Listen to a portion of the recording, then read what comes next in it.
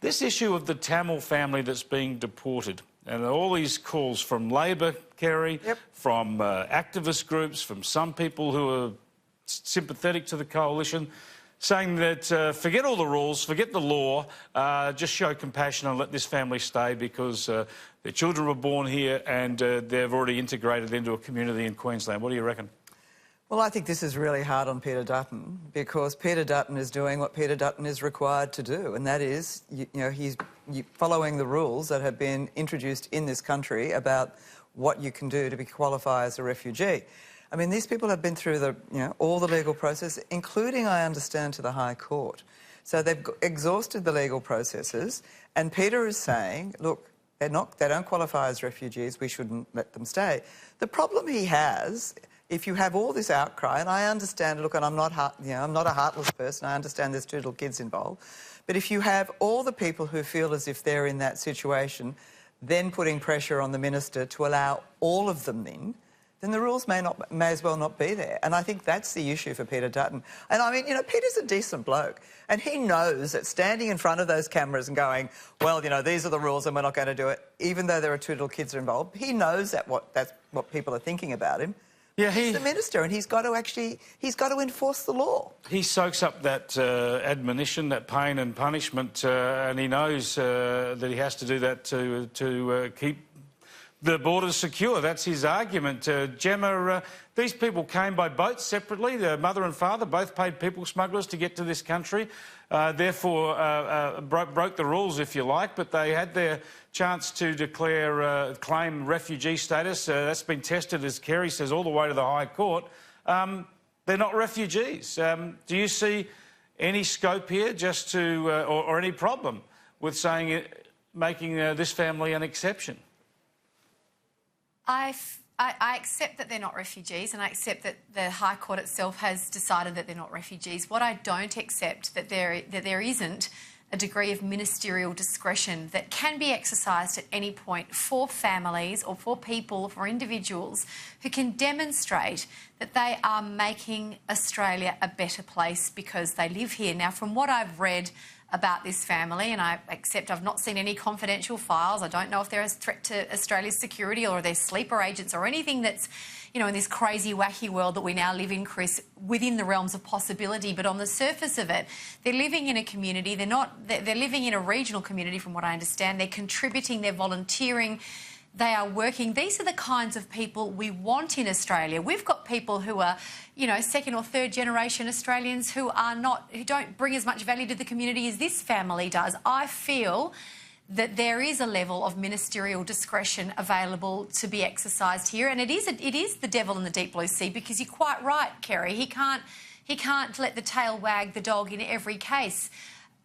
It is not a job I envy, but I do believe when the Prime Minister said at the beginning of his mandate that he was going to lead from a place of strength and compassion, this is a great opportunity for him to do that. Yeah, well, Gemma, I understand everything you're saying there, and I understand a lot of people will agree with that. And when you look at any of these cases, Peter, and any of these immigration cases, if you just look at the individuals concerned, 99% of the time, you would say, oh, yeah, OK, you can stay here, right? It's as simple as that, because most of the people who come here are good people who want to start a new life. But if the rules are to mean anything, they have to be enforced. And these people have tested their rights to the limits. They've been looked after by Australia. And if Peter Dutton makes an exception in this case, it becomes an invitation to other people to come here, have children, or come here while they're pregnant, or I'm afraid that's right. I think that's right. It's a heartrending case, and I think Gemma makes a really good case for why these people would make good Australians. But I think that when the government is making a decision about this, it's not just making a decision about this particular family. It's sending a signal. Absolutely. And if the signal is that if you just come to this country and you spin out... I know this sounds really hard, but if you spin out the legal process and you take years to do that, you can exhaust it, you go all the way, then you will probably be allowed to say, because by that stage you'll have had kids and you'll be loved by community. People overseas will be watching that. Yeah. And I think that is the start of a weakening of border protection. And we know over the last 10 years that this has been a very live election issue over a number of cycles. And we know that the Australian people want the government to enforce the migration, the immigration program. That's why the government's got. Yeah, go ahead, Gemma.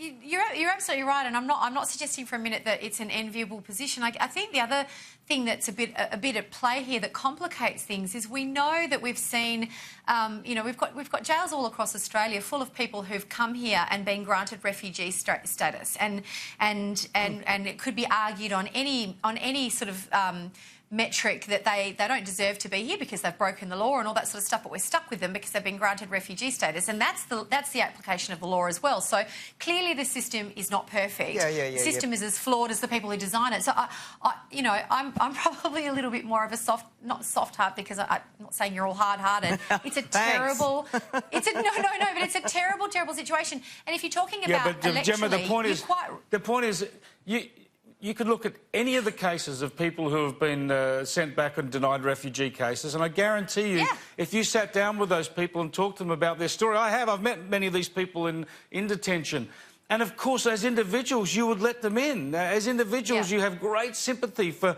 the life they want in Australia, but the reason we have governments and laws and courts is to deal with those issues methodically. And once you start making exceptions because of a bit of public attention and the like, wow, the whole system really starts to crumble, doesn't it? And can I say that's the other issue around it, because, and again, I'm going to sound heartless, but the other issue around it is that this particular family are a very good media story because, it's mum, dad, 2 little kids. It has attracted a lot of very sympathetic media because of, their particular circumstances. So then what happens to everybody else who perhaps doesn't have that same media attractiveness? How do they get their stories onto the front page of the Sydney Morning Herald and talked about on programs like this?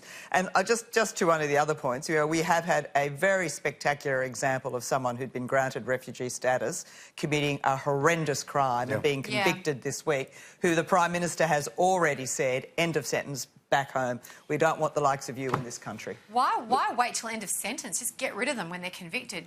Well, because if you deported him now, he would walk free. But I mean, that's another issue. But it shows the other end of this same regime. I think one of the points I was going to make here, Gemma, is something I suppose we could all agree on, regardless of whether you think the government should relent in this case. It seems that because the father of this family has an employer and has support from his employer and the community there in Queensland, when they get back to Sri Lanka, he's got every opportunity to be sponsored out here as a legal immigrant. I was going to make this very point. Wouldn't it be better for them to go back to Sri Lanka? They've got their connections. They're known in their local community. And come to this country as lawful migrants, and I'm sure they will be welcomed into that community, and they would have people to sponsor them. That would be the easiest and probably the cheapest way for them to do that in the long run. Now, this is the point. Cheaper than landing a plane in Darwin and then having to ship them to Christmas Island, I would have thought. This is the point about this debate that always annoys the hell out of me, Kerry, is as if you want strong border protection because you're fearful of the sort of people who might want to come to Australia. It's actually the opposite.